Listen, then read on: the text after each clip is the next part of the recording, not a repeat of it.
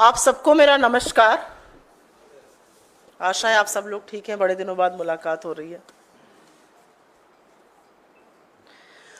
अमूमन मैं व्यक्तिगत तौर से भी और कांग्रेस पार्टी राजनीति में धर्म पर डिबेट करने से परहेज करती है। मुझे लगता है वो गलत है। मुझे लगता है धर्म और आस्था बहुत पवित्र विषय है, उन पर राजनीति नहीं करनी चाहिए। लेकिन करोड़ों हिंदू धर्म के अनुयायियों की आस्था को अगर भारतीय जनता पार्टी के लोग मोदी भक्ति में चूर होके, मोदी के अंधभक्त बनकर, घमंड और अहंकार में अगर हिंदू देवी देवताओं का अपमान करेंगे, हिंदुओं को, करोड़ों हिंदुओं की आस्था पर ठेस पहुंचाएंगे, तो चुप रहना संभव नहीं है। और कल कुछ ऐसा ही हुआ। भाजपा के राष्ट्रीय प्रवक्ता, पुरी से उनके लोकसभा के उम्मीदवार संबित पात्रा ने दुनिया को अचंभित कर दिया यह कहकर कि महाप्रभु भगवान जगन्नाथ नरेंद्र मोदी के भक्त हैं। इस बयान की जितनी निंदा की जाए उतनी कम है। किसने आपको हक दिया है कि हिंदू देवी देवताओं के लिए ऐसे तिरस्कृत करने का काम करिए, उनका अपमान करिए? उनको नरेंद्र मोदी का भक्त बता रहे हैं आप। और असलियत यह है कि जब कोहराम मचा तब झूठी माफी मांगने की बात कर रहे हैं। मैं उपवास करूंगा। इतनी गलत बात कही थी, पहले ही आकर कहना चाहिए था। लेकिन क्या यह पहली बार हुआ है? क्या यह पहली बार हुआ है कि हिंदू देवी देवताओं का नरेंद्र मोदी के समकक्ष करके अपमान किया गया है? बिल्कुल भी नहीं। यह तस्वीर आपको याद होगी, प्राण प्रतिष्ठा के दौरान बीजेपी के ऑफिशियल हैंडल से यह तस्वीरें इस्तेमाल की गई थी। इन तस्वीरों में भगवान राम एक छोटे से बच्चे और उनकी उंगली पकड़कर एक वयस्क नरेंद्र मोदी उनको मंदिर की ओर ले जा रहे हैं। मैं हिंदू धर्म की अनुयायी हूं, हिंदू धर्म को मानती हूं। ऐसे करोड़ों अनुयायी हैं। यह हमारी आस्था, हमारे विश्वास, हमारे धर्म के खिलाफ जो आपकी सोच है उसको दिखाता है। युग युगांतर से जो ईश्वर इस ब्रह्मांड को चला रहा है उसको आप नरेंद्र मोदी का भक्त बता रहे हैं। राम छोटे से बच्चे हैं, मर्यादा पुरुषोत्तम राम सनातन धर्म का आधार, उनको छोटा सा बच्चा बना के मोदी जी उनको मंदिर ले जा रहे हैं। और ऐसा भी नहीं है कि ये बड़बोले बयान पहली बार आए हैं। आपको याद होगा अयोध्या की प्राण प्रतिष्ठा, और वहां पर श्री राम, प्रभु राम से ज्यादा बड़े कटआउट हर खंबे पर नरेंद्र मोदी के लगे थे। चंपत राय ने तो मोदी जी को भगवान विष्णु का अवतार ही बता डाला था। आपको याद हो केंद्रीय मंत्री गिरिराज सिंह जो अक्सर उल जलूल वाहियात बयानों के लिए जाने जाते हैं, उन्होंने भी मोदी को अवतार बताया था। बीजेपी की प्रत्याशी हैं, बहुत प्रचलित प्रत्याशी हैं, कंगना रनौत जी, पद्मश्री, उन्होंने श्री राम का अंश बताया है मोदी जी को। उत्तराखंड के पूर्व मुख्यमंत्री जिनको लड़कियों का जीन्स पहनना बहुत अखरता था, उन्होंने भी तुलना जो थी तीरथ सिंह रावत ने मोदी जी की भगवान से की थी। साक्षी महाराज ने तो बोला भगवान राम ही है नरेंद्र मोदी। और असलियत एक और है। असलियत यह है कि इन सब तुलनाओं का यह सोचा समझा प्रोपेगेंडा है जो नीचे से शुरू हुआ है। और अब उस प्रोपेगेंडा से इतने आत्ममुग्ध हो गए हैं नरेंद्र मोदी जी कि वो टेलीविजन के इंटरव्यूज में अपने आप को ईश्वर का दूत कहने लगे हैं, अपने अंदर दैवी शक्ति कहने लगे हैं। ये हो क्या गया है भाजपाइयों को? हो क्या गया है नरेंद्र मोदी को? किसने आपको लाइसेंस दिया है कि आप हिंदू धर्म के देवी देवताओं का तिरस्कार करें, उनका अपमान करें? कोई बता रहा है मैं गिलहरी हूं, वो राम है। कोई बता रहा है वो एक बार दिन में खाना खाता। ये सब प्रोपेगेंडा का हिस्सा है, ये कुछ नहीं है। ये सोचा समझा प्रोपेगेंडा है। और आपकी जानकारी के लिए याद दिला दूं, ऐसा प्रोपेगेंडा इतिहास में पहले भी देखा गया है। हिटलर भी अपने आप को ईश्वर का दूत, ईश्वर का स्वरूप बताता था। आपको पता है ना, किम जोंग, वो भी खुद को अपने अंदर दैवीय शक्ति बताता है, ईश्वर का स्वरूप बताता है, कहता है पेशाब नहीं करता है। ये किस तरह की बातें, जो ये तानाशाह होते हैं ऐसी बातें करके आत्ममुग्ध रहते, वही बात नरेंद्र मोदी जी कर रहे हैं। मैं यहां पर लेकिन एक सवाल आप लोगों से पूछना चाहती हूं। जब इस पर कोहराम मचा तो बोला गया स्लिप ऑफ टंग हो गई थी। अच्छा, इतनी बड़ी स्लिप ऑफ टंग हो गई कि भगवान को मोदी का भक्त बता डाला, और तब तक आके नहीं स्पष्टीकरण दिया जब तक कोहराम नहीं बचा, हमने मुद्दे को नहीं उठाया। जब हजारों करोड़ों अनुयायियों ने कहा कि यह गलत है, तब आपको स्लिप ऑफ टंग याद आया। और मैं मीडिया से पूछना चाहती हूं, नोएडा के उन तमाम कमांडो वॉरियर एंकरगढ़ से पूछना चाहती हूं, आप क्यों चुप है? किस बात का पास दे रहे हैं? मैंने कुछ मीडिया के साथियों की ट्वीट और पोस्ट देखी, वो कह रहे स्लिप ऑफ टंग हो जाता है। अच्छा, ऐसा स्लिप ऑफ टंग जब विपक्षी प्रवक्ताओं और नेताओं का होता है तब तो आप लिंचिंग करते हैं, नोच खसोट लेते हैं उनको। इस पर क्यों आपका सुई टपक सन्नाटा है? असलियत यह है कि कोई सवाल बीजेपी से नहीं पूछा जाएगा। जब मोदी जी ने बताया कि मैं ईश्वर का दूत हूं और मुझ में अंदर दैवीय शक्ति है, तो मुझे लगा कि शायद पत्रकार महोदया इतनी आत्ममुग्ध हो गई ईश्वर का स्वरूप देखकर कि आगे पूछ ही नहीं पाई कि ये जो स्वरूप है आपका, इसके चलते 45 साल में सबसे ज्यादा बेरोजगारी क्यों है? इसके चलते युवाओं के लिए रोजगार क्यों नहीं है? इसके चलते आपने आटा, दही, पढ़ाई, दवाई पर जीएसटी क्यों लगाया है? इसके चलते कमर तोड़ महंगाई क्यों है?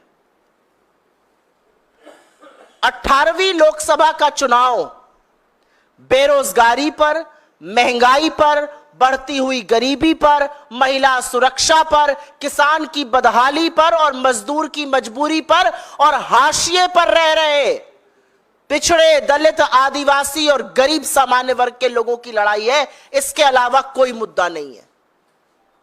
5 चरण का मतदान हो गया और यहां पर ईश्वर का स्वरूप, ईश्वर उनके भक्त बताए जाने लगे। इस ईश्वर के स्वरूप ने 21 लाख करोड़ का कर्जा किसानों पर लाद दिया, 205 लाख करोड़ का कर्जा देश पर लाद दिया, महंगाई हर चीज में तिगुनी कर दी। मजाक बनाकर, अगर प्रशासन को मजाक बनाकर अगर किसी ने गवर्नेंस को रखा है तो वो मोदी जी ने रखा है। और यही हिटलर करता था। हिटलर ने भी अपना एक प्रचार मंत्री हायर किया था, वो भी रेडियो टीवी पर वैसे ही काबिज रहता था जैसे ये रहते हैं। वहां पर भी इसी तरह का चरण वंदन होता था। असलियत यह है कि जो रंगी पुती छवि थी उसका रंग उतर चुका है पूरी तरह से, और रंग उतरने के बाद आज हाल यह है कि जनता अपने विकास का हिसाब मांग रही है, जनता असलियत बयां कर रही है, जनता खड़े होकर हमारी तरफ कहते हैं चहटा रही है, दौड़ा दौड़ा के सवाल पूछ रही है और सवालों का जवाब नहीं है। तो जब सवालों का जवाब नहीं है तो आप आस्था को पर प्रहार करिएगा। आप हिंदू धर्म के देवी देवताओं पर, हमारे आराध्य इष्टों को, इनका भक्त बता दीजिएगा और हम चुप रहेंगे। मेरा अपना मानना है कि ना उपवास से ना माफी से इस देश के और दुनिया के करोड़ों हिंदू जो प्रभु जगन्नाथ में विश्वास करते हैं, जो भगवान राम में विश्वास रखते हैं, जो हम सब के आराध्य हैं, उनकी आस्था पर प्रहार हुआ है और नरेंद्र मोदी को माफी मांगनी चाहिए। यह गुनाह है, यह पाप है और माफी नरेंद्र मोदी को मांगनी चाहिए जो अपने आप को आजकल खुद भगवान का दूत बनाने लगे हैं। यह क्या प्रोपेगेंडा चल रहा है देश में? देश के मुद्दों पर प्रधानमंत्री बात नहीं करना चाहते हैं और शीशे की तरह साफ है कि 5 चरण के मतदान के बाद 4 जून को ना भाजपा की सरकार बनेगी, ना नरेंद्र मोदी इस देश के प्रधानमंत्री बनेंगे।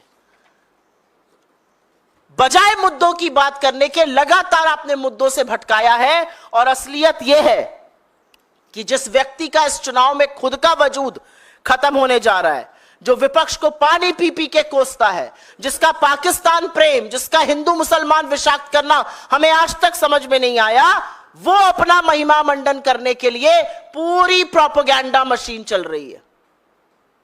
मतलब ऐसी अंधभक्ति कि आप करोड़ों हिंदुओं की आस्था पर प्रहार करने को तैयार है, यह बर्दाश्त नहीं किया जाएगा, किसी कीमत पर नहीं किया जाएगा। I do believe what Sambit Patra has said is an absolute insult to the faith that millions of Hindus, that billions of Hindus have in their religion, in our gods. और माफी तो नरेंद्र मोदी जी को मांगनी पड़ेगी। यह सर्वथा गलत है, बिल्कुल गलत है, यह किसी कीमत पर स्वीकार्य नहीं है। आपके सवालों का इस मुद्दे पर स्वागत है।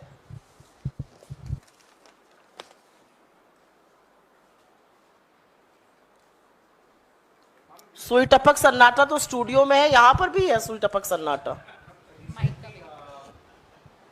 400 पार का जो नारा दिया जा रहा था बीजेपी की तरफ, पहले मैं इस पे जवाब दूंगी, अगर आप लोगों के पास इस पर सवाल है तो मैं अनुग्रहित रहूंगी। पर यह सच है, यह बिल्कुल सच है कि मीडिया जो स्लिप ऑफ टंग की दुहाई आज दे रहा है, वो मीडिया विपक्ष के प्रवक्ताओं को तो नहीं ऐसी सहूलियत देता है, विपक्ष के नेताओं की तो लिंचिंग करता है, पूरे पूरे दिन बड़े बड़े बैंड लगा के शो करता है। इस पर क्यों चुप है?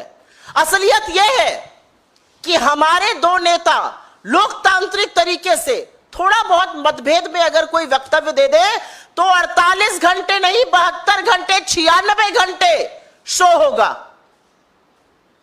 लेकिन अगर बीजेपी के अध्यक्ष जेपी नड्डा कहते हैं हमें आरएसएस की जरूरत नहीं है, हम बहुत सक्षम हो गए, क्या सिर्फ फुटअव्वल बचा हुआ है आरएसएस में और बीजेपी में, उसमें कोई चर्चा नहीं, उस पर कोई शो नहीं, क्या हो गया है? क्यों सांप सूंघ गया है इस वक्तव्य पे? क्यों चुप है मीडिया? आप लोग इसका जवाब दीजिए। आप लोग के एंकरगढ़ चुप है, आप क्यों चुप है? आप तो बोलिए। मैम, संबित पात्रा, जब इस पूरे बयान पर बवाल मचा तो संबित पात्रा ने कहा है कि उनको बहुत पछतावा है और वो 3 दिन का उपवास रखकर प्रायश्चित करेंगे। तो क्या ये असल में उनका पछतावा है या जो हंगामा मचा उसके बाद वो बैकफुट पर आ गए? जब आपसे कुछ गलती होती है ना तो आप सामने से खुद आके उसका स्पष्टीकरण देते हैं, आप कोहराम मचने का इंतजार नहीं करते हैं। हम सबसे कभी कभी कुछ गलत हो जाता है, कुछ गलत शब्द लिख दिया, कुछ मुंह से निकल गया, हम तो सामने से स्पष्टीकरण देते हैं। आपने इतना इंतजार क्यों किया? आपने पहले गलत शब्द बोले, उसके बाद कोहराम मचा, लोगों की आस्था पर प्रहार हुआ, आपको पता चल गया कि आपके खिलाफ हो रहा है, जिस पुरी से आप चुनाव लड़ रहे हैं वहां की जनता आपसे क्षुब्ध हो गई, अब आप बोल रहे हैं मुझे पछतावा है, मैं उपवास करूंगा। ये पहले व्यक्ति हैं जिन्होंने भगवान का ये तिरस्कार किया है। यह है भारतीय जनता पार्टी की वो फोटो जो भारतीय जनता पार्टी के ऑफिशियल हैंडल से ट्वीट हुई थी। कैसे ट्वीट किया आपने ये फोटो? किस हिम्मत से तीरथ सिंह रावत और साक्षी महाराज और गिरिराज कहते हैं कि भगवान की तुलना मोदी जी से करते हैं? किस हिम्मत से मोदी जी कहते हैं मैं भगवान का दूत हूं? क्या हो क्या गया इन लोगों को भाई? मैं ये जानना चाहती हूं। इतना घमंड, इतना अहंकार कि आपने हिंदू देवी देवताओं को भी नहीं बख्शा। मतलब कुछ तो ईश्वर के प्रकोप से, ईश्वर के कोप से डरिए। और इस पर मीडिया की जो चुप्पी है, अगर आप बस अपनी आंख बंद करके और दिल पर हाथ रख के, मुझे यहां पर अगर कोई भी एक व्यक्ति खड़ा होकर बता दे अगर यह बयान किसी विपक्षी व्यक्ति ने दे दिया होता तो अभी तक क्या होता? लिंच कर दिया होता आपके और आपके एंकर्स ने, नोच लिया होता आप लोगों ने। लेकिन ऐसा नहीं हो रहा है। बीजेपी के व्यक्ति ने कहा है मीडिया चुप रहेगा, आंखों पर पट्टी, मुंह में दही जमाएगा। जी मैम, एक गंभीर सवाल है, राजनीति से इतर ये सवाल ये है, लोगों के चूंकि हम पत्रकार जो जनता के मन में होते हैं, जो मैंने मुद्दा उठाया है ना वो अति गंभीर मुद्दा है। यस ये छोटा मुद्दा नहीं है। बिल्कुल मैम। जो धर्म के स्वयंभू ठेकेदार बने घूमते हैं वो सिर्फ बीफ कंपनियों से चंदा ही नहीं लेते हैं, वो ईश्वर को मोदी का भक्त बताने लगे हैं। ये बहुत गंभीर मुद्दा है।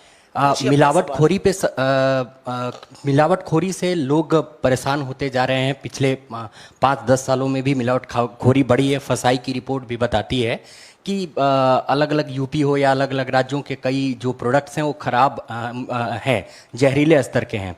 तो अभी जो आपके घोषणा पत्र में, कांग्रेस के घोषणा पत्र में या अन्य राजनीतिक दलों के घोषणा पत्र में भी इस पे कोई बात नहीं है। क्या कांग्रेस पार्टी अभी की जो स्टैंडर्ड है गवर्नमेंट ऑफ अभी जो ये गवर्नमेंट ऑफ इंडिया के स्टैंडर्ड है और बीजेपी का जो रुख है उसको सही मानती है? मेरा अपना मानना है कि खाद्य पदार्थों में जिस तरह की मिलावट की बात आ रही है, जिस तरह से सब स्टैंडर्ड क्वालिटी बिक रही है, जिस तरह से एफएसएसएआई को बार बार चीजों को प्रतिबंधित कर देना पड़ रहा है, कहीं ना कहीं ये लोगों के स्वास्थ्य के साथ, उनके विकास के साथ, उनके जीवन के साथ एक गंदा खिलवाड़ है।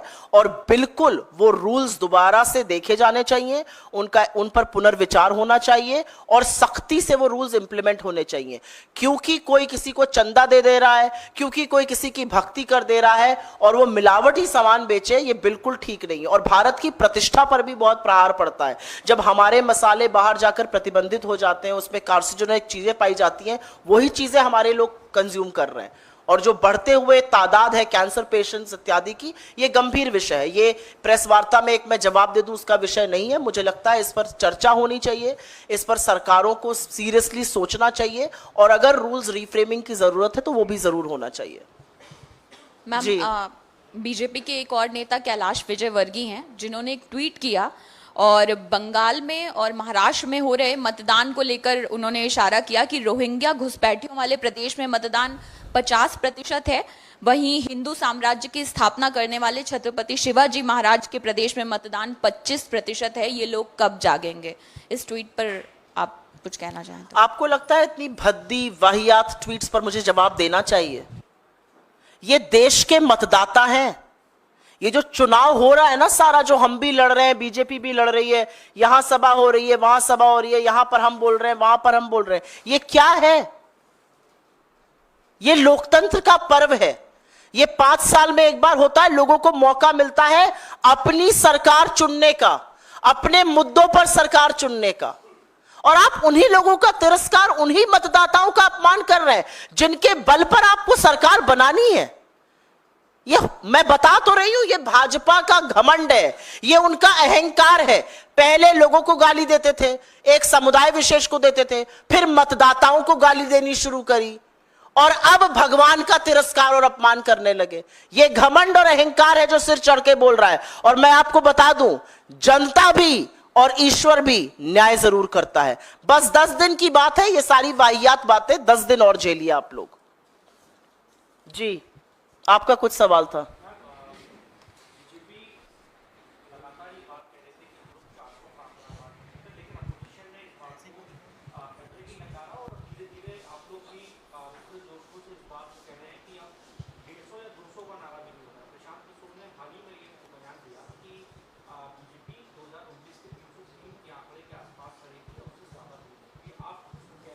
मैंने पहले भी इस मंच से कहा और फिर कहती हूं कि मैं ये कंसल्टेंट्स की बात पर ध्यान नहीं देती हूं और उस पर वक्तव्य भी नहीं देती हूं, और उन कंसल्टेंट्स की बात पर जो अपनी कंसल्टिंग फर्म भी नहीं बचा पाए तो कम ही बोलूं, अच्छा है। लेकिन घोषित रूप से आप पहले पैरवी करते हैं नरेंद्र मोदी की, अब आप फुल ऑन बैटिंग घोषित कर रहे हैं, तो इस पर आपकी कलई खुल रही है, आपकी क्रेडिबिलिटी पर सवाल है। असलियत यह है कि 400 पार का नारा तो नरेंद्र मोदी खुद नहीं लगा रहे हैं, तो जिन मान्यवर का आपने जिक्र किया वो कहां से लगा रहे हैं? 400 पार पहली इनिंग के बाद ही बंद हो गया था, क्योंकि 400 पार का नारा और लल्लू सिंह और ज्योति मिर्धा और अनंत हेगड़े और गिरिराज जी ने मिलकर बीजेपी की पोल खोल दी कि संविधान पर प्रहार होने वाला है, आरक्षण खत्म होने वाला है। छिटक गए लोग इनसे और लोगों ने मन बना लिया कि संविधान तो किसी कीमत पे खत्म नहीं करने देंगे। तो बीजेपी खुद 400 पार का नारा नहीं लगा रही है। असलियत यह है कि जो जन सुनामी, जो जन सैलाब हमें दिख रहा है, जो उत्साह लोगों में दिख रहा है, ये वो बीजेपी की सभाओं में नरेंद्र मोदी और अमित शाह की सभाओं वाली भीड़ नहीं है कि 500 में आई है, बस में बैठकर सुनेगी, भाषण बोलेंगे, उसके पहले चली जाएगी। ये वो भीड़ है जो उत्साह से बल्लियां बैरिकेड तोड़कर अपने नेताओं के पास आ रही है। नेता बेचारे भाषण नहीं दे पा रहे हैं क्योंकि जनता इतना उनके सम्मुख है। ये वो भीड़ है, ये वो उत्साहित जनता, ये जन सैलाब है और ये बहुत बड़ा परिवर्तन करने जा रहा है। 150 के लाले पड़ रहे हैं, आप 400 की बात कर रहे हैं। और घोषित अघोषित जो लोग थे उनकी क्रेडिबिलिटी पर मुझे जितना कम बुलवाइए अच्छा है। अपना फॉर्म बचा नहीं पा रहे हैं, चले सरकारें बनवाने।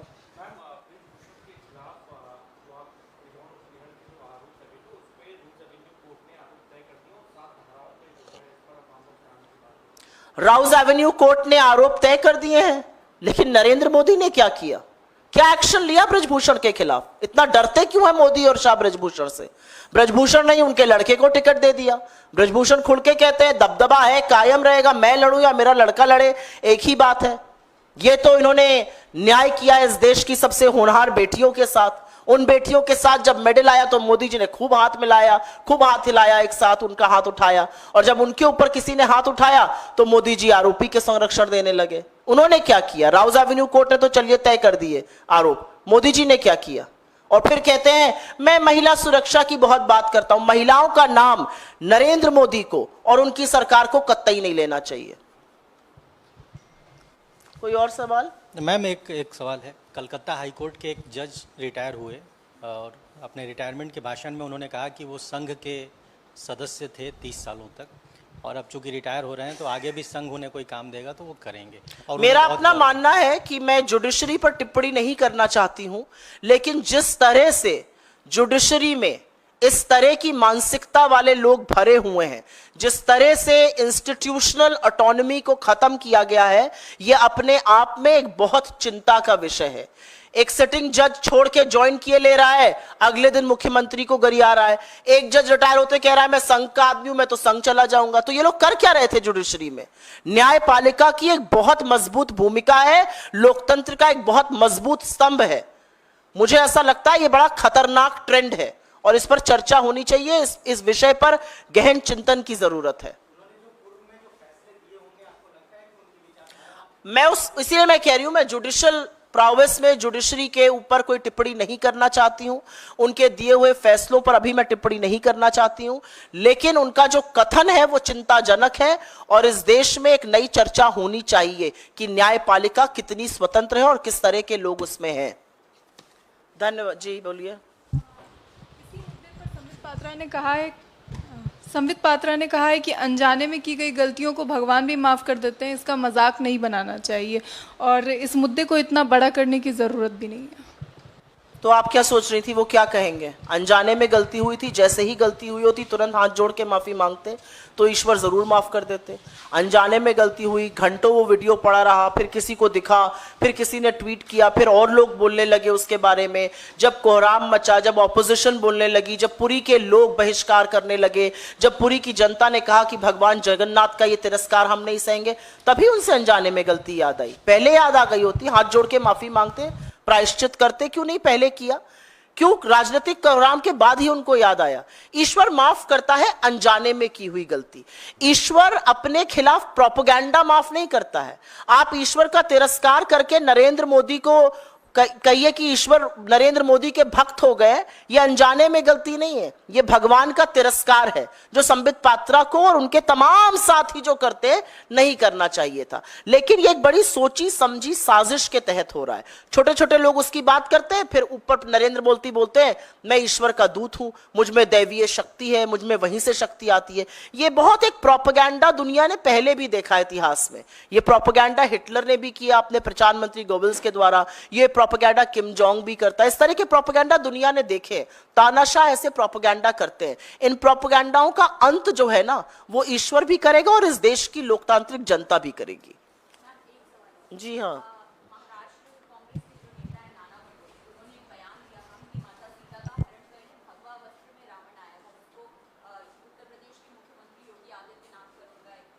मैंने ये बयान सुना नहीं, इसलिए मैं टिप्पणी करूंगी नहीं। धन्यवाद।